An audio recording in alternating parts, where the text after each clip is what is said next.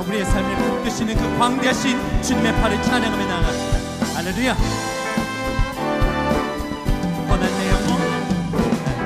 영혼 편히 쉴 곳과 난 잃었고 안전한 복을 복끝까지도 다스리시는 주의 영원한 아버지의 떠난 내 영혼 편히 쉴 곳과 난 잃어도 안전한 복을 복끝까지도 다스리신 주의 영원한 아버지의 주의 영원하신 팔 함께하사 항상 나를 붙드시니 어느 곳에 가든지 요동하지 않으니 주의 팔을 의지하리라. 세상 친구들 나를 버려도 예수를 함께 동행함으로 주의 은혜가 충만하리니 주의 영원한 팔을 의지하면 너 세상 친구들 나를 버려도 예수를 함께 동행함으로 주의 은혜가 충만하리니 주의 영원한 팔을 의지해 주의 영원하신 팔 함께하사 항상 나를 붙드시니 어느 곳에 가든지 요동하지 않으니 주의 팔을 의지하리라. 할렐루야.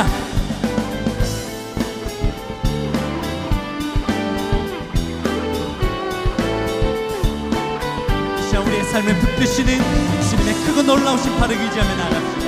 할렐루야.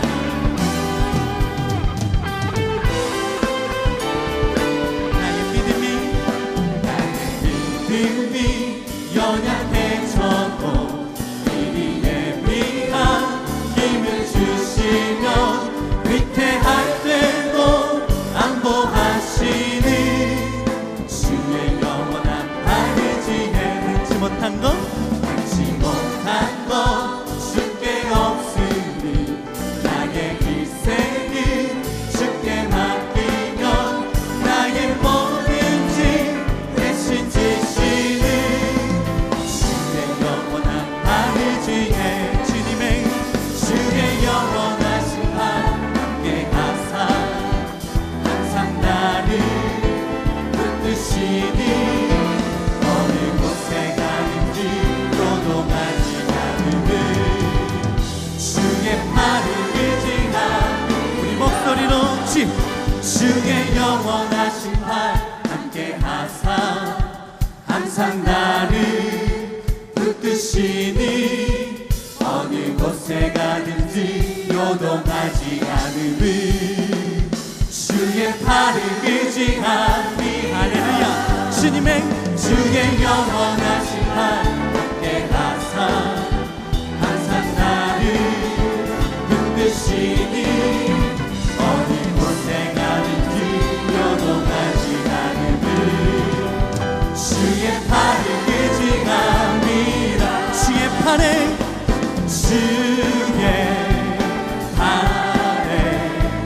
그 크신 팔에 안기세 주의 팔에 영원하신 팔에 안기세 주의 친절한 팔에 안기세 우리 마음이 평안하리니 항상 기쁘고 복이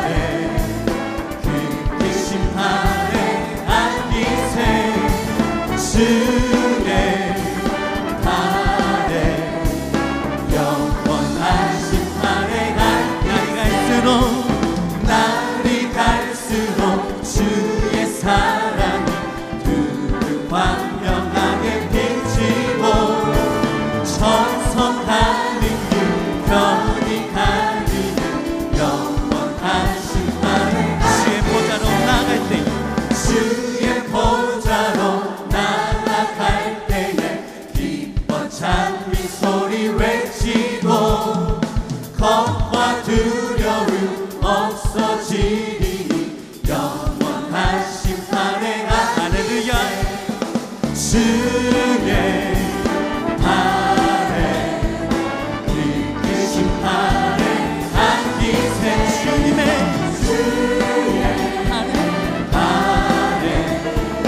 영원한 심판의 심판의 주의 할렐루야 그 심판의 안기세 주의 발에 영원한 심판의 심판의 주의 발에 그 심판의 안기세 주의 발에 영원한 심판의 안기세 할렐루야 우리 크고 놀라우신 주님 앞에 영광의 박수 올려드립시다 할렐루야 오늘 말씀은 이사야 53장 1절에서 3절까지 말씀입니다. 제가 하나님 말씀을 받들어 봉독하도록 하겠습니다. 우리가 전한 것을 누가 믿었느냐? 여호와의 팔이 누구에게 나타났느냐? 그는 주 앞에서 자라나기를 연한 순 같고 마른 땅에서 나온 뿌리 같아서 고운 모양도 없고 풍채도 없은지 우리가 보기에 흠모할 만한 아름다운 곳이 없도다. 그는 멸시를 받아 사람들에게 버림받았으며 간고를 많이 겪었으며 질고를 아는 자라. 마치 사람들이 그에게 얼굴을 가리는 것 같이 멸시를 당하였고 우리도 그를 귀히 여기지 아니하였도다. 아멘. 사랑하는 우리 고등 청소년들 여러분, 사실 기대한 게 있었습니다. 22일 날 코로나가 좀 잠잠해지면서 학교가 개학하면서 다시 한번 여러분과 함께 예배를 드리는 그날을 사실 소망하면서 꿈꿔왔습니다. 근데 학교 개학이 연기되면서 우리 차세대 예배도 같이 연기되었음을 다시 한번 알려드립니다. 여러분들 함께 예배하는 그날을 저도 소망합니다. 미션에 모여서 드렸던 그 예배, 함께 찬양 부르면서 드려지는 그 예배의 사모함이 더 간절해지고 있습니다.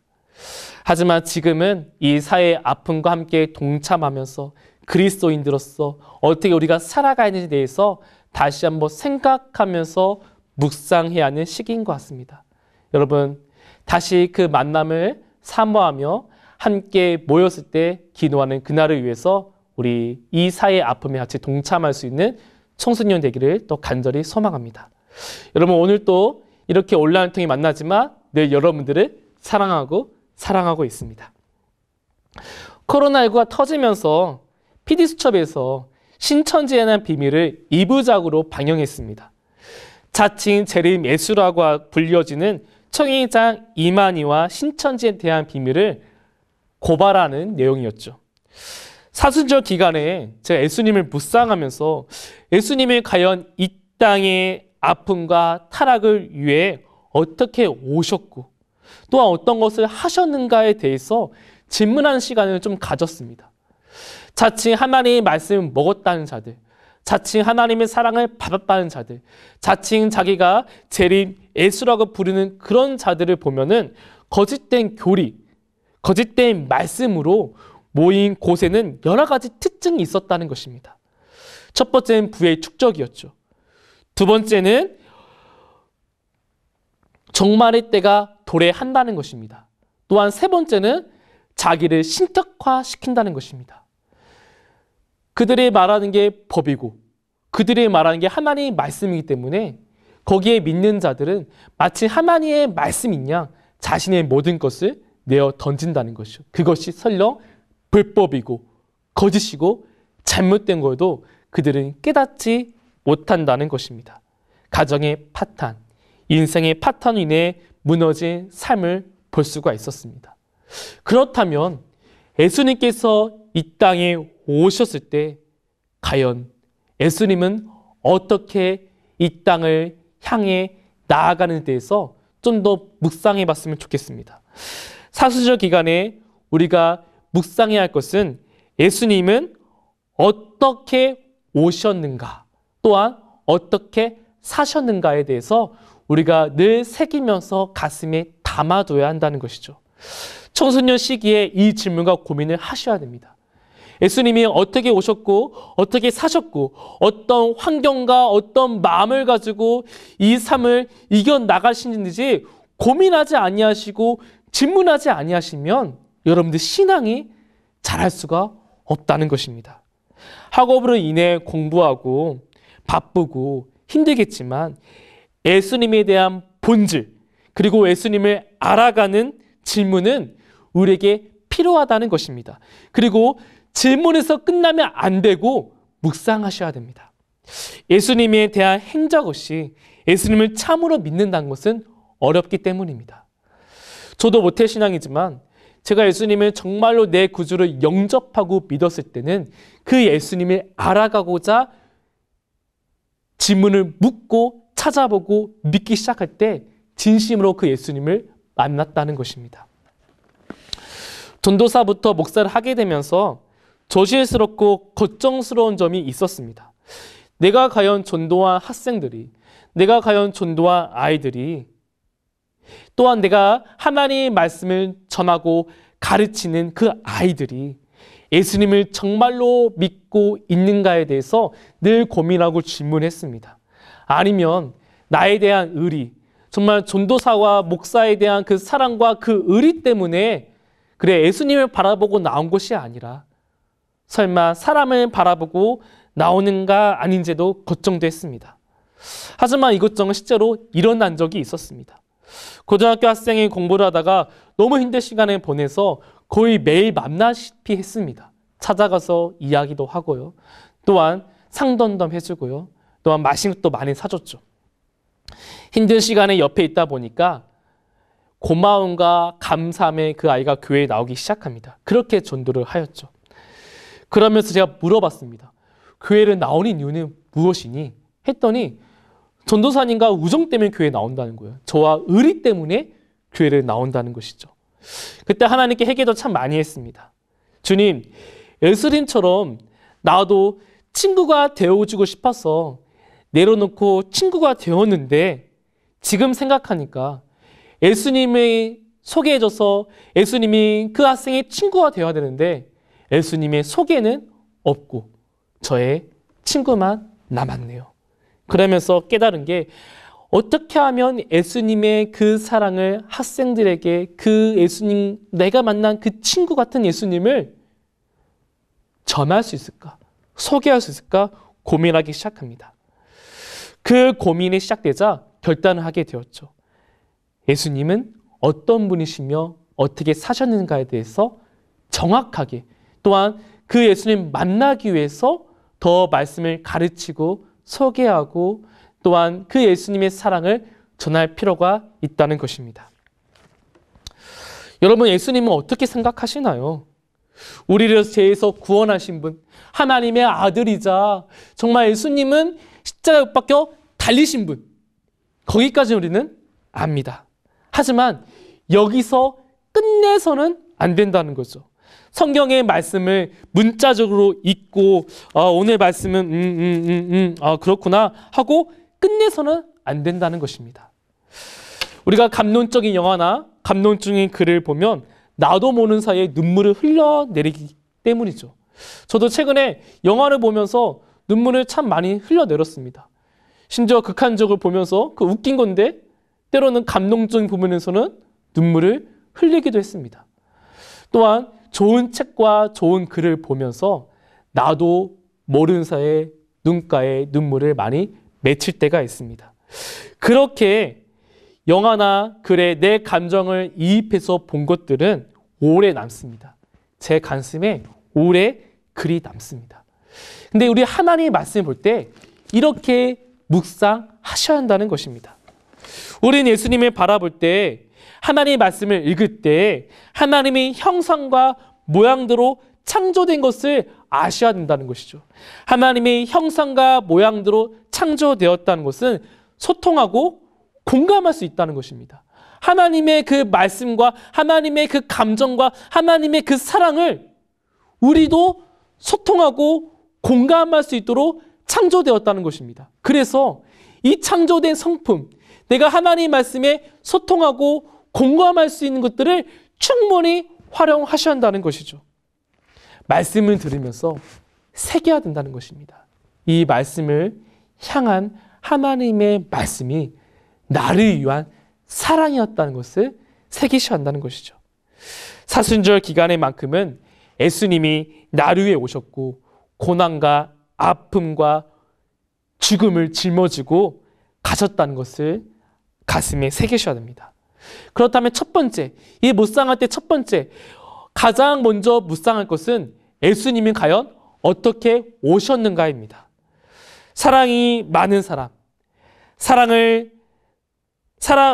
사람을 사랑하는 리더자들, 또한 내 직원들, 또 나에게 맡겨진 또 나를 따르는 사람들을 위해서 헌신할 수 있는 리더자들의 특징이 있습니다.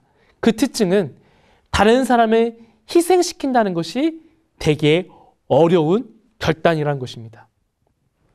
정말 믿고 따르는 리더자들, 사랑이 많은 리더자들은 자신의 부하들을 함부로 죽이지 않습니다. 자신의 부하들을 힘든 곳에 보낼 때 어려운 결정과 결단을 합니다. 또한 진정으로 사랑이 많은 부모들은요, 내 자식이 아프면 이런 고백을 합니다. 차라리 내가 아팠으면, 차라리 내가 내 자식이 아프면 내가 감당했으며, 내 자식의 병이 차라리 내가 걸리고 내 자녀는 깨끗이 나았으며, 이런 고백을 한다는 것이죠. 이것은 분명히 사랑이 많기 때문입니다. 그 사랑은 정말로 아끼고 내 자식처럼 귀하게 여기는 사랑이죠. 좋은 리더자로 칭찬받는 사람들의 특징은 이 사랑이 있다는 것입니다. 체코 마을에 한 아버지가 아들이 있었습니다. 아버지는 다리 조종사였죠. 비록 그들은 가난했지만 행복했습니다.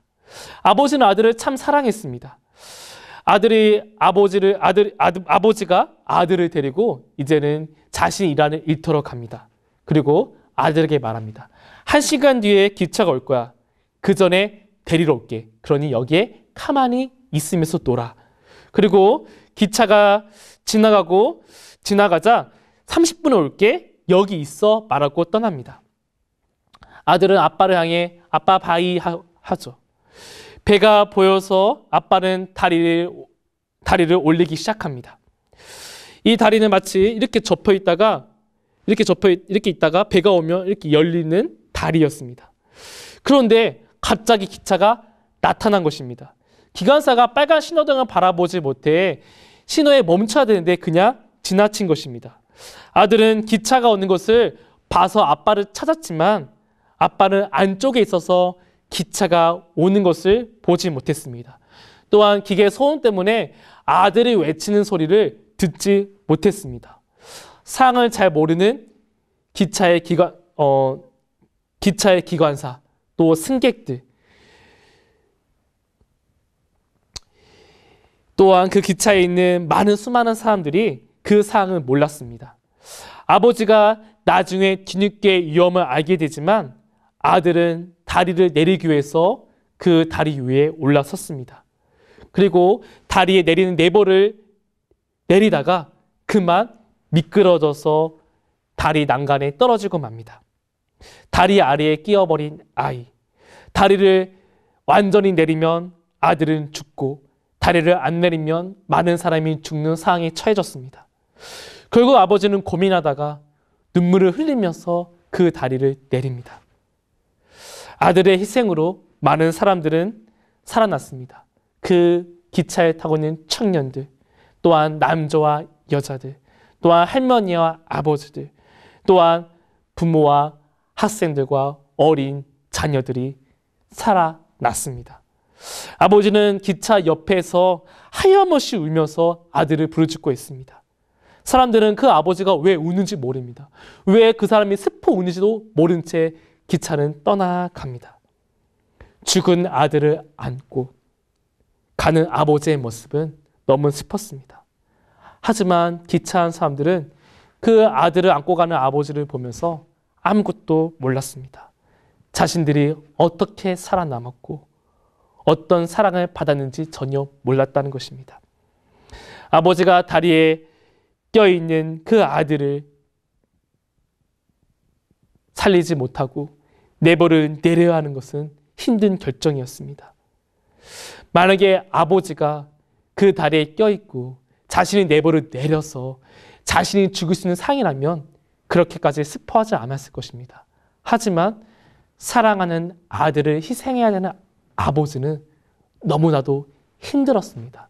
남겨진 자, 그 아픔을 감당하기가 어려웠기 때문이죠. 아들 대신에 내가 죽어줄 수만 있다면, 하지만 아버지는 아들을 희생했습니다. 아들을 희생하고 사람들을 살리기 위해서 말입니다. 이 이야기는 체코 한 마을에 있었던 실화입니다. 유튜브에서 감동 실화 달이라고 검색하시면 보실 수 있습니다. 하나님께서 자신의 아들 예수님을 보내실 때는 이것보다도 더 아픔을 가지고 슬픔을 가지고 우리에게 보내셨다는 겁니다. 내 아들이 어떻게 태어날 것이고 어떻게 사다가 죽을지를 미리 아시고 하나님께서 그 아들을 보내신다는 것은 너무나 쉽지가 않습니다. 우리는 그냥 이렇게 생각합니다. 예수님이 마국간에서 태어나서 하나님의 아들로 오셨다. 하지만 그 오시기 위한 가정은, 그 결단을 내리는 하나님의 사랑은 너무나도 컸고 아팠고 슬펐다는 것입니다. 우리는 마치 기차 안에 있었던 사람들이었습니다. 이 평안과 또한 화평이 그저 주어진 거라 믿었습니다. 나와 상관없는 이야기로 치부합니다. 하나님 없이도 예수님 없이도 잘 살 수 있는데 내가 하나님 때문에, 왜 예수님 때문에 새 생명을 얻었는지에 대해서 자각할 때가 있습니다.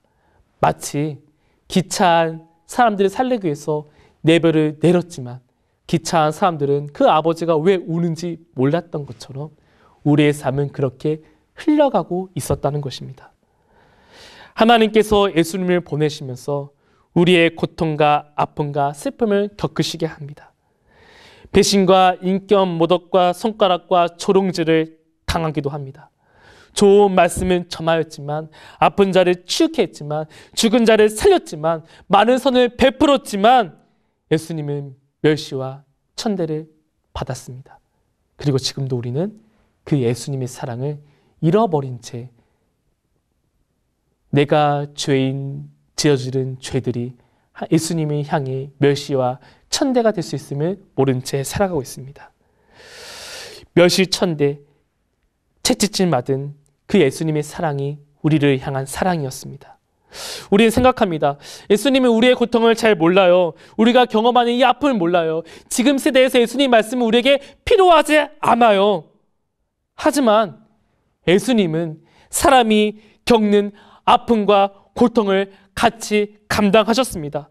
사순절기가 우린 그 예수님 아픔을 기억하고 사랑을 기억해야 됩니다. 우리는 묻어요. 예수님은 젊었을 때 목수하시면서 공부하지 않았잖아요. 열심히 하지 않았잖아요. 우리처럼 밤늦게까지 공부하지 않으셨잖아요. 근데 성경을 읽다 보면 예수님도 밤새도록 공부했다고 말씀하는 거, 증언한 것들이 많습니다.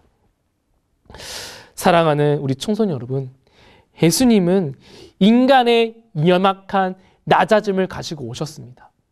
어떻게 오셨냐? 낮아지고 오셨다는 것입니다. 그리고 그 낮은 사랑이, 예수님 낮아짐이 바로 우리를 향한 사랑의 결단이었습니다. 인간의 유혹 중 가장 어려운 것 중 하나가 바로 권력이라고 합니다. 한번 권력의 맛을 맛보면 마치 마약 중독에 빠진 것처럼 끊기가 어렵다는 것이죠. 그래서 독재가 나오는 거고요. 또 선거철마다 이 권력을 쟁취하기 위해서 남들을 비방하고 또한 거짓 속임수까지 주어지고 있는 것이 바로 권력이죠. 예수님께서 누린 권력은 더 컸습니다. 하늘에서 그 보좌에서 예수님이 얼마나 많은 것들 누리시겠어요. 근데 다 포기하고 다 내려놓고 인간의 가장 나약함으로 낮아지셔서 오셨다는 것입니다. 우리가 겪는 아픔, 고통, 힘듦을 대신 짊어지고 그 십자가의 길에서 예수님은 그렇게 돌아가셨다는 것입니다. 첫 시작은 예수님께서 낮아지셨다는 것입니다. 오늘 말씀을 다시 한번 읽도록 하겠습니다. 우리가 전한 것을 누가 믿었느냐? 요와 팔이 누구에게 나타났느냐? 그는 주 앞에서 자라나기를 연한 순 같고 마른 땅에서 나온 뿌리 같아서 고운 모양도 없고 풍채도 없은지 우리가 보기에 흠모할 만한 아름다운 것이 없도다. 그는 멸시를 받아 사람들에게 버림받았으며 간고를 많이 겪었으며 지고를 아는 자라. 마치 사람들이 그에게 얼굴을 가리는 것 같이 멸시를 당하였고 우리도 그를 귀히 여기지 아니하였도다. 청소년 여러분, 오늘 이 말씀을 읽으시면서 내 가슴에 하나님의 그 사랑이 또 예수님의 아픔을 같이 공감하시면서 눈물을 흘리시기를 간절히 바랍니다. 사순절 기간 묵상 이 시간에 코로나19로 힘들어하는 이 시간에 학교의 방학이 연기되어서 또한 힘들어하는 우리 청소년 여러분들, 이 시간에 예수님을 더 묵상하면서 하나님, 이렇고 힘들고 이 세상에 오셔서 하나님의 사랑으로 우리의 죄를 짊어지고 다시 한번 새롭게 하셨지요. 내가 힘들고 고통과 아픔에 있을 때 예수님은 지금도 우리와 함께 하셔서 우리를 위해 대신 짊어지고 가시는 그 예수님을 기억하시면서 묵상하셨으면 좋겠습니다. 나를 위해 높은 곳에서 낮아지신 예수님, 그 사랑을 기억하며 살아갈 수 있는 우리 이르신강교회 고등 초소년부 되기를 간절히 소망합니다. 제가 기도하겠습니다. 하나님 아버지, 이 사순절 기간에 주님을 더욱더 묵상하게 하여 주시옵소서. 예수님께서 어떻게 오셨고 또한 오시기 위해서 하나님께서 어떤 결단을 하셨는지 그 사랑을 우리가 깨닫게 하여 주시옵소서. 우리의 가슴 속에 하나님의 사랑과 예수님의 사랑이 사무쳐서 그 사랑을 잊지 않고 가슴에 새길 수 있는 고등 청소년부 되기를 간절히 바랍니다. 또한 그 사랑을 기억하면서 이제는 세상에 나가 예수님 없이 살아가는 것이 아니라 예수님의 그 사랑을 기억하면서 예수님의 사랑으로 변화된 삶을 살게 하여 주시옵소서. 이 사순절 기간에 더욱더 주님을 묵상할 때 하나님, 우리의 아이들의 믿음이 더 자라고 예수님이 향한 사랑이 더 자라서 세상에 나가 빛과 소금이 될 수 있는 이르신강교회 고등 청소년 되기를 또 간절히 소망합니다. 주님께서 우리 아이들을 지키시고 보호하시고 믿습니다. 코로나19로 인해서 우리 아이들을 주께서 지켜주실 것을 간절히 소망하며 예수 그리스도 이름으로 기도드립니다. 아멘.